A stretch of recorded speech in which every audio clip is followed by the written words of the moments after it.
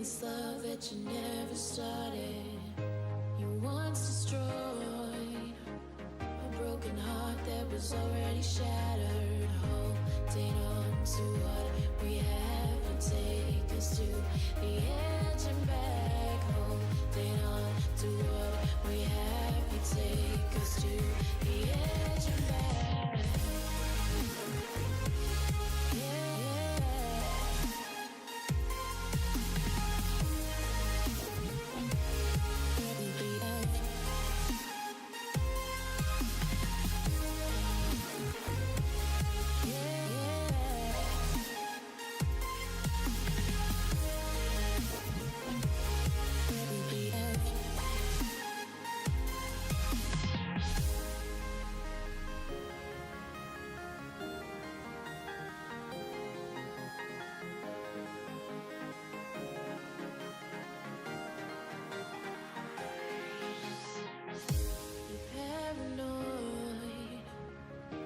This love that you never started.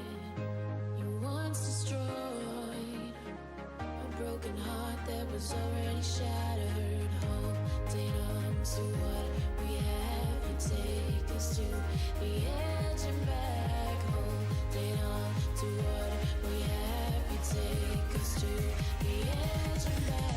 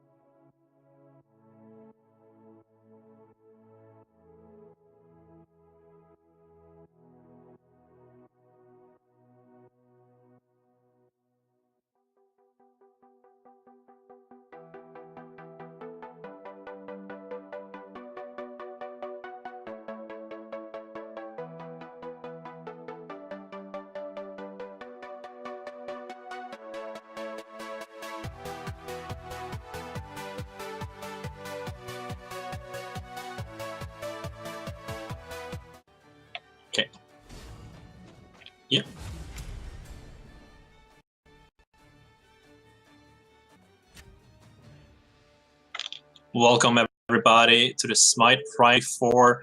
We have Bloody Soul on Odin, we have Gosu on the Zeus, and I got Kenny with me here. How are you doing today, Hi, Kenny? I'm doing great. This is my first time casting, so I'm a little bit nervous, but I'm really hyped. That's good. I'm gonna be gentle, don't you worry. You can't face me anyway. Don't worry. Alright, so we're gonna see a coin Hydra here from Gosu. What do you think of this play? I mean, in general, you really want to coin out something, but you also want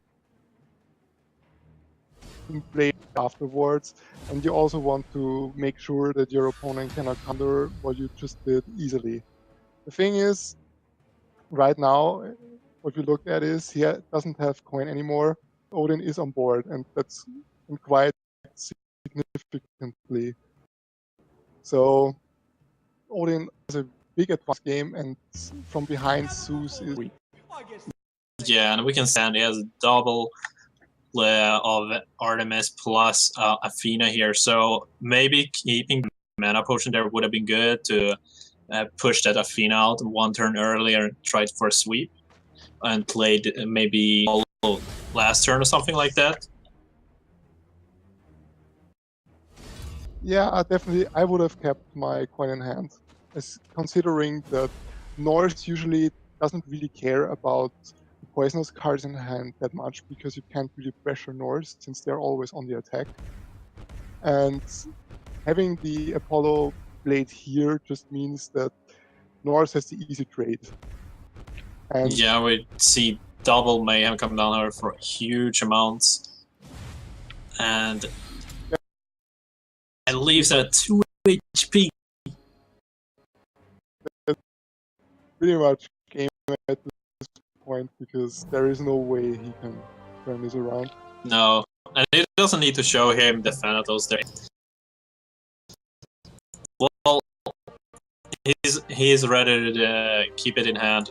Most lists are a little bit different, so run Thanatos.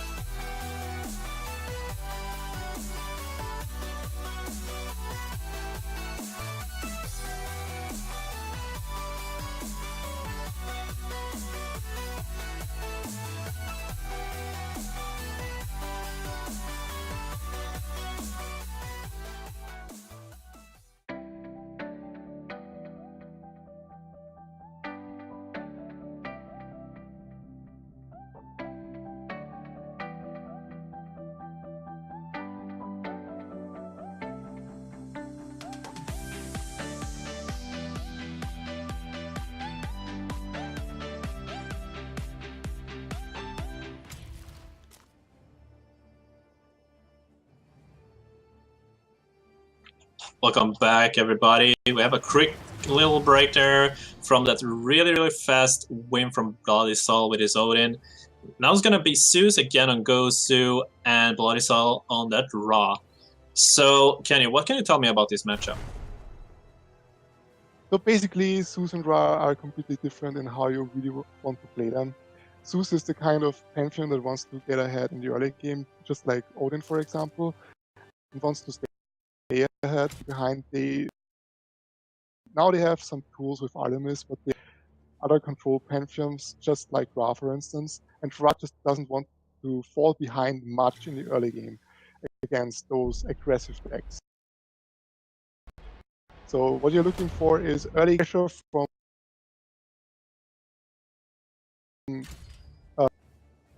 minions from pressure from Zeus. All right, as we can see, it doesn't feel like Gosu had that much pressure at all. It does Thanatos and Athena and Shock and Ave in his hand. Yeah, so we just saw the Thanatos, which usually you wouldn't play because he has he has an ability that allows him to execute enemy minions. But since he has two in hand and he has no other play, he doesn't want to go late. Ra, obviously. So just for pressure. And in order to kill the Sobek if possible, because you don't want to deal damage to the Sobek, become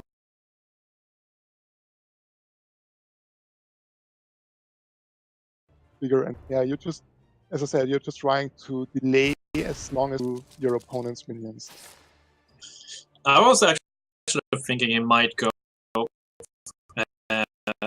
for a shock and aid.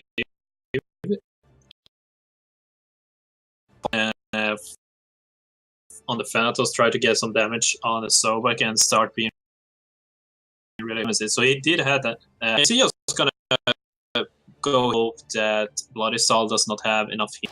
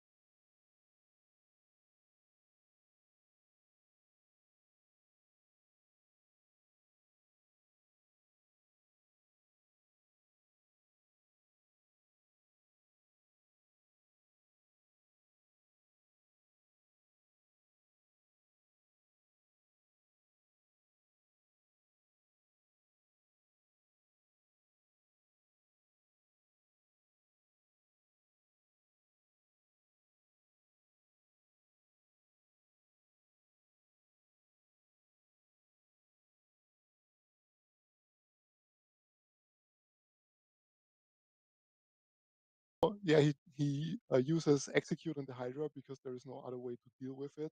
But there are still the other two minions, and if he hadn't killed the Thanatos last turn, there would be 3 minions still hitting on the stone, which meant that he would have died in one turn. Yeah, but he did have the Magma Slam, so he had the option to use the Magma Slam instead of the Focus Blast to open up, because he did draw the Sobek afterwards, so he could have gotten a free buff on that when he wanted to. Yeah, but he wanted, first of all, he wanted the health on the Summoning Stone, and the second thing is Magma Slam costs 1 less than what's it called? Focus Blast? Focus Blast. So if you're looking to do something, I mean, at 9 mana, at this point, if you look at it, even though he used Focus Blast, he's already at 11 health, which means if he had not done it, and there was still another Thanatos at his stone, you know, the game would be much over at this point already once Zeus has another Athena, basically. And I mean, the game already is over because Zeus had the control over the game from the start. It's pretty, at this point, it's pretty hard for Ra to come back, and it would have been even harder if he had not killed the first Thanatos.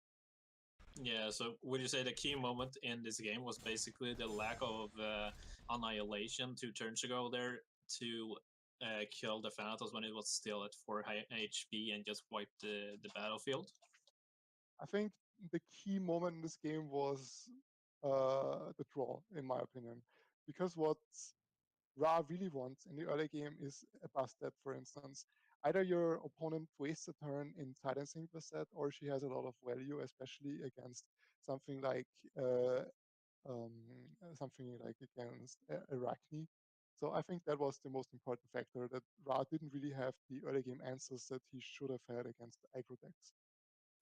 Okay, so that means this game is a 1-1 tie right now. So we'll be back with game 3 here very, very shortly.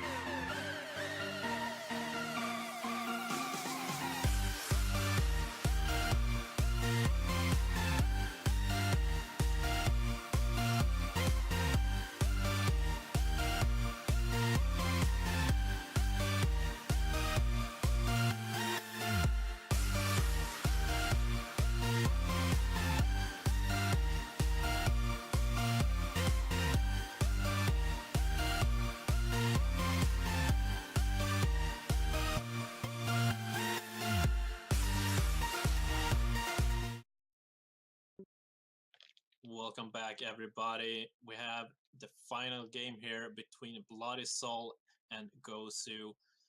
With Bloody Soul on the Nuwa, Gosu on Odin. And we see a new deck that popped up with this recent patch here for Nuwa. Tell me a little bit about Beast Wa, Kenny. So Beast War, I mean, it's not a new deck completely, but the thing is they buffed Beast War even more with the latest patch by adding Dachi in the game, for instance, and it has always had a part in the game.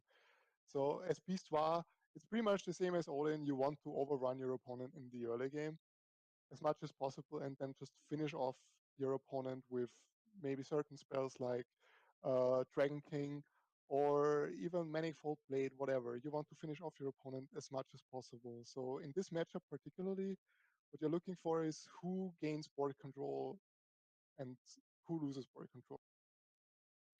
Okay. Well, from what I've seen in this matchup, like personal experience, is that Nuwa does have a small advantage just because their minions is usually a little bit bigger than the Odins. What is your take on who has the advantage? You would say. I think Nova is more reliant on card draw in the early game, but with Beastwire you usually have keep draws anyway in hand. So I agree that her minions are usually more powerful. However, what Odin did at the start was he immediately played his Runestone of Ire, which is something you usually do not see because it is something that can be countered really well with a following Chaos Spawn, which would immediately take your tempo away from the game. But if it remains on the field and it does not get silenced or killed immediately, you have a big advantage going into the next rounds, obviously. Yeah, I totally agree. Usually, we have seen a little more that Runestone is played for the more mid game when you have that big charge minion that you want to get out instead of just rushing it out, making it vulnerable for, as you said, like a silence effect. We'll see if it looks like if Fukosa is going to pay off here. Bloody Soul is on the back foot, losing tempo to Gosu here. Yeah, exactly. So playing the not only do you gain the charge advantage, it's also more or less a soft taunt. So as an opponent, you always want to get rid of it because you don't know what your opponent has in hand that can actually gain charge and completely destroy you. So you want to get rid of it somehow. I mean, Bloody Soul actually has the ability to get rid of it to a certain extent, at least for one turn, but he would be able to immediately play it again. So right now, I feel like he just wants to get rid of the uh, he just wants to get rid of these what's it called Surtra as fast as possible because in combination with what you just see, the tokens, he's insanely strong. Tokens add up so much damage to your summoning stone. If you have a Surtra in play, it's insane. Yeah, definitely. I always see him being pretty aggressive with his Surtur here, using it to trade out basically if Bloody Soul want to use a Crescent Blade on it here this turn. Almost forces him to use 2 mana here to just do that and putting him back down to 4 mana. Yeah, it's the basically the best play he can make. He has to get rid of the Surtra somehow, but as I said, he forces him into spending 2 mana, so he cannot play as many or as strong minions as he would like to. And as I said, there is still a runestone sitting in the back. So even if he can survive the first attack of Odin, he still has to get rid of the stone because he can just play really strong minions, and the moment you go into the offensive, he can just trade effectively with charge minions. And Yeah, basically what we see here is exactly what I just said, because he has a 5/3, which usually wouldn't have charge, but since it has charge now, he can just kill the buffed up beasts and yeah, completely clear the board of Nuva. yeah, that's Runestone Ire been huge in this game. Basically, Gozu has not let go of the tempo plays against Bloody Soul here. We can also see that he does have a Freya in hand plus Crippling Curse, so he has some reassurance for when if Bloody Soul tries to go wide and drop a bunch of cheap beasts in one turn. So it looks very, very good for Gozo here. Yeah, indeed, it looks really good for Gozo. And I don't know, honestly, I don't know, do you know if the deck list contains silence for Bloody Soul? Because if it doesn't, it was really smart play to immediately play the Runestone. Because as I said, usually you wouldn't do that because you would lose a lot of tempo. The moment the player is Chaos Spawn and you play a Runestone at turn 3 and it gets silenced, it's basically useless and they have a 2-3 on board. So you will be behind in tempo from the start. But if he doesn't have any silence in his deck, then the play was safe and yeah, pretty much Yeah, controlled the game. actually I do not have the access to the deck list, but I would think that Bloody Soul keeps some silence effect in his deck. Like he's a I would say a veteran in this game. He hasn't done very well on the like high risk cups, but in the Smite Prime cups that he's been entering, he's been doing really well for himself. So I would think he has some idea how to play this matchup and knows that Runestone is one of the things that he loses to if he gets matched up against an Odin. I mean, what we just saw is basically the story of the game. He didn't choose to use his Habwa for the Runestone, and he didn't get any answers for it. So now at 8 mana or 7 mana, he decides to use it against the Runestone, where he can basically play it and another minion in combination with it anyway. So it shows pretty much how desperate he was to get rid of it immediately. But at this point, I feel like it's too late already because he doesn't really have any ways in order to gain back control of the game. I mean, he can play Ogway right now, plus a Surtra that could kill a Freya, but it's still doesn't really help you anymore.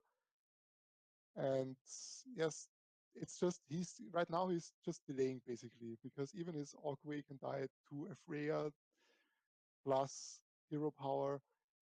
So right now he's just delaying in my opinion. Yeah, it feels a little bit like it. I think an Emir might get played here as well to shut down this Uguay and just keep it in place here while he just goes back to stone. Oh, okay, he's gonna finish off the Uguay here. He does have this really powerful combo of Skadi with the Rootstone as well for the next turn here. If he wants to go that route, that's a lot of damage that just came out of nowhere basically. Yeah, as I said, Nuva right now is just trying to play catch up, and she still cannot get rid of the Runestone, which means that he gained so much value from just having charge and forcing trades, effective trades for him, that there is no real way back in this game for Nuva, honestly, because she runs so many early game units that actually have to be ahead in order to be really strong. And right now, as I said, she's on the back foot. Yeah, I get the feeling that he has a lot of spells in his deck. If you look in his hand, like now he has double Invigorate, plus Basilisk and Sukud. So maybe like he hasn't played as much with this deck to balance out where to put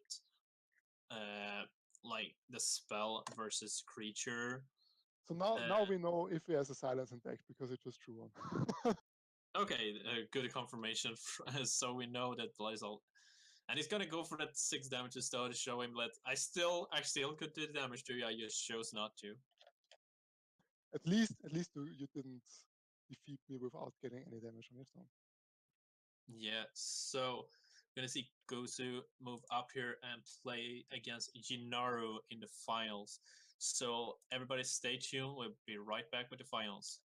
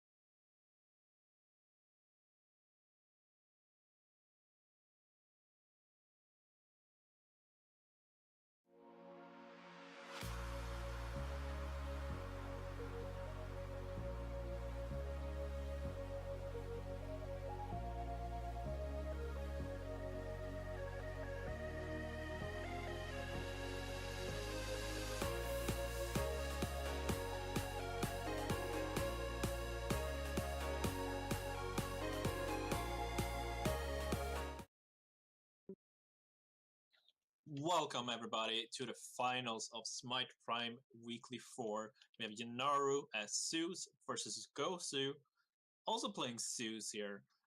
And it looks like Gosu is off to a really good start here with both Arachne and Thanatos in play. What is the key points to winning this matchup, you say, Kenny?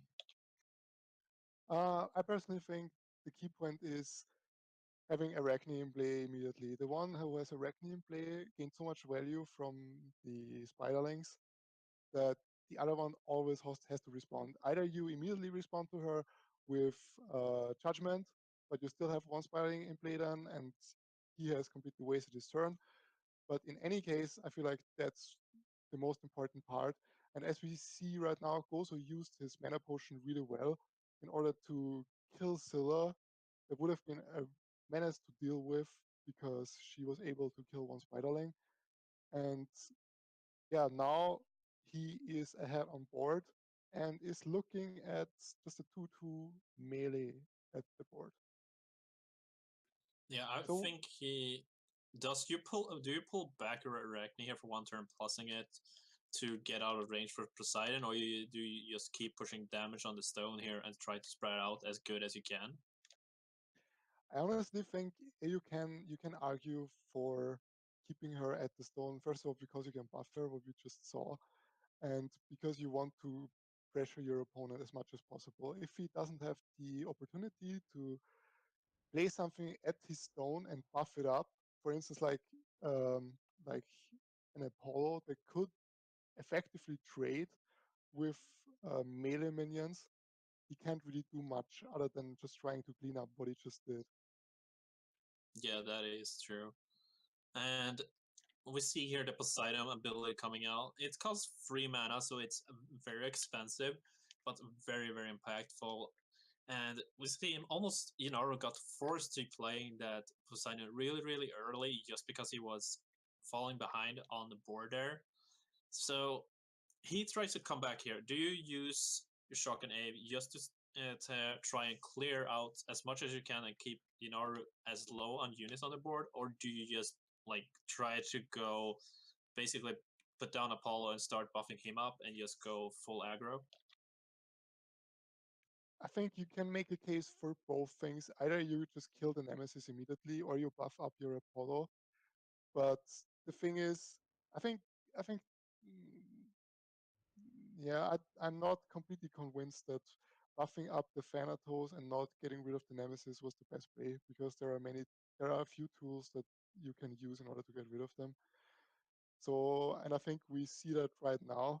So I think he should have maybe considered getting rid of the Nemesis and just making sure that his opponent has no way of recourse. Yeah, I actually thought the buff up on Apollo would have been good there because if you do that, you can almost put it out of range from Yanaru to not two-shot it with the Poseidon ability. So now he can put, if he wants to, Poseidon ability Apollo and do it again afterwards. Ooh, This, yeah. that was a really important turn. He just high rolled with Artemis. That was a really important turn.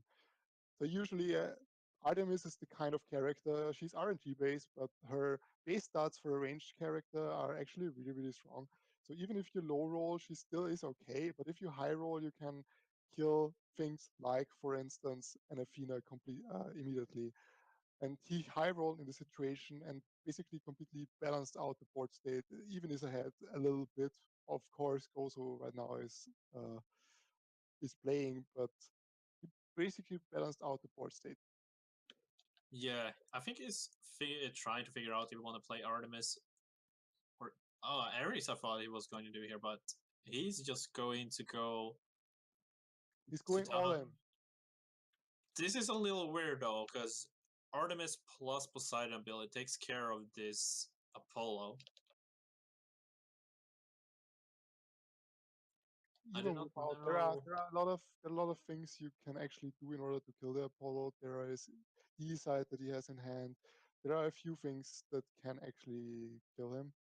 So I agree. It was a little bit aggressive. I mean, if you look at his hand, he has an Artemis in hand, he has Athena in hand, which means that he has damage to the stone, reliable damage to the stone, in order to finish it off if he wants to. So I guess that's why he maybe went for it. Yeah, if he would have played Artemis last turn, though, he would have had an Athena on top. So he could have just gone for that, go damage on the stone, and shock and Ave the Artemis next turn to do it once again. And let's see here, is there any possibility? Yeah, he can still He can survive this turn. survive. Yeah, he can survive, but that's all he can do right now. He plays Fire Giant and kills off the 2 remaining units on the board for Gosu. But he's still at 4 HP, which means that pretty much everything kills him. Just 2 damage plus a Thanatos kills him, and yeah, there are a lot of things. So right now he has what he wants to do is he wants to block the way to his summoning stone, obviously, because I would think like you play Artemis behind your summoning stone and hope that you hit a 4 or higher. If you have 2, you still have shock and Ave for the next turn, and then that's a guaranteed kill. honestly, in the Greek versus Greek matchup, there are not many things that can. There are no charges in the game, so playing it in front is not that big of a deal, in my opinion. You can player in the front and block the way, in my opinion. So, but he really has to be very, very careful right now, because he has to get rid of all of the minions that are currently on the board in order to survive the next turn, basically. Yeah, but it does have Divine Vengeance if you want to use that to clear out. It does have the Poseidon ability, so he has a lot of things to like manage this board state. I think that we'll see what goes to the top decks here. He might have missed lethal with that last play and not playing the Artemis. It's going to be interesting to see what he top deck. Ooh, a Nike. And he puts on Nemesis. But he does have Shock and Ave. Oh, That is why he did not play it last turn, because he did have Shock and Ave plus Artemis. yeah.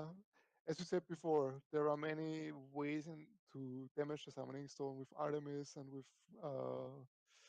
with Athena in his hand. So that's why he probably went for the more aggressive route, not trading, but going for the summoning stone immediately. And as it seems, it paid off. Definitely. We'll see if he can have as good RNG next game, or if Yunor is going to take it back. We'll be right back with game 2.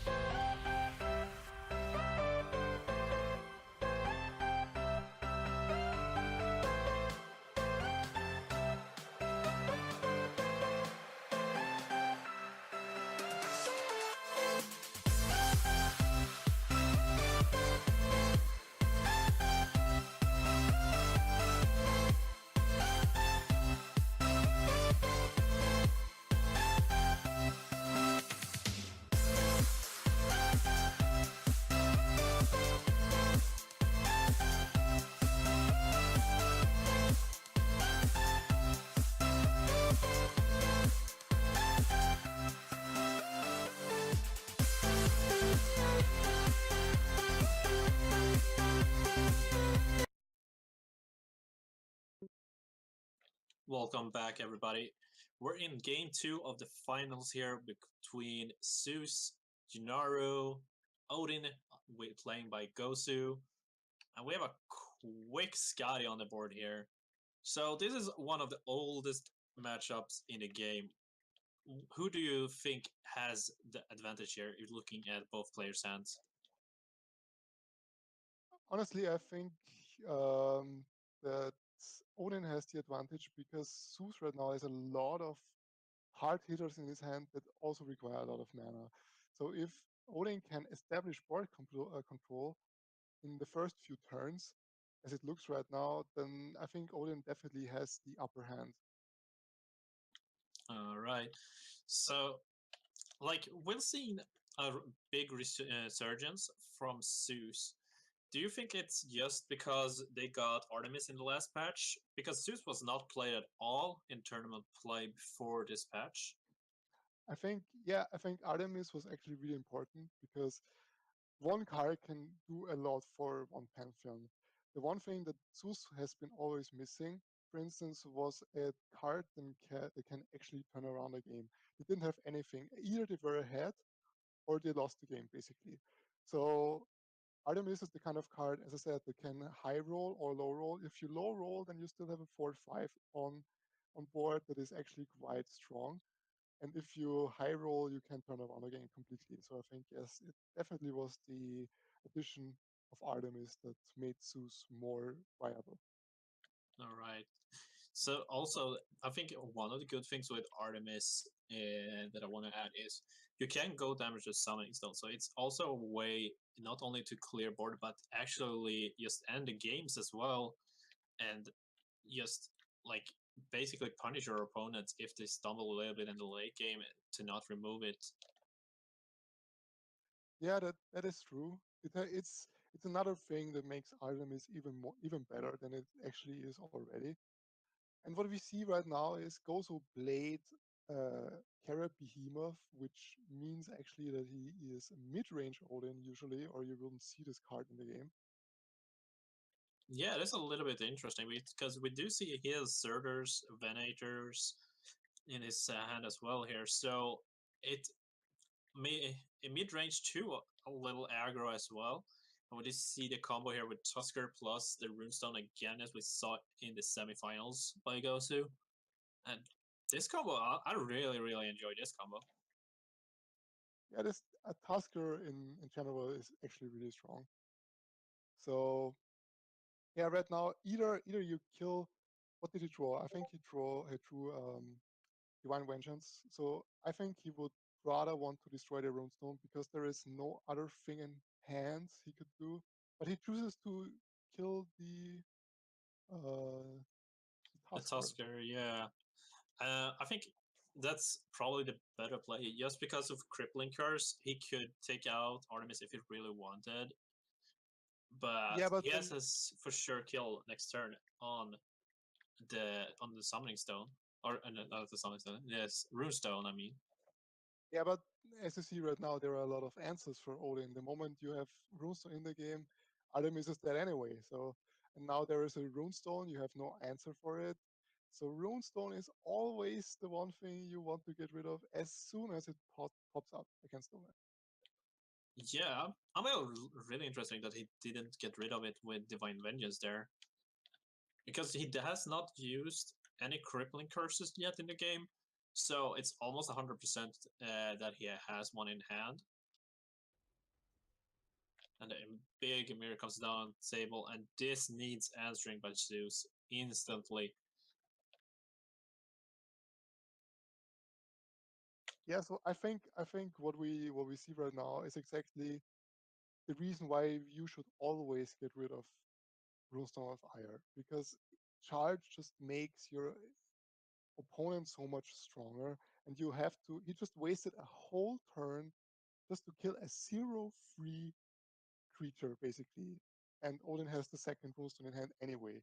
So I don't know. I'm still not on board with the play that he did beforehand, honestly, to kill the Tusker and not the runes. Yeah, that was probably one of the biggest decisions in this game here for Yunaro is if he kills the Tusker. He has Divine Vengeance on the top. He could use it next turn if he wants to, but he decides not to and gets punished really hard for it by Gosu. So I've played a lot of games against Odin, for instance, and the one thing that I realized playing against Odin is the one thing you want to have in your hand, and what I always mulligan for, whatever Pantheon I'm playing, is a Chaos Bomb, honestly. That's what I always mulligan for, because Runestone, if it is unanswered, just wreaks havoc. You just can't let that happen. Yeah, as we see in this game, he has double Charger Mirror, which is probably the best charge unit in the game, I would say, just because of it basically gives pardon to every single one of your units against a unit on the other side. So yeah, and Venator comes down as well. And Yunar is gonna tap out. Yeah, Runestone OP. Definitely. And we see Gosu taking this 2-0. He is going to be our champion for Smite Prime weekly number 4. Congratulations to Gosu, playing a hell of a game. Hopefully we see him in the high-risk qualifiers for HRX this weekend as well.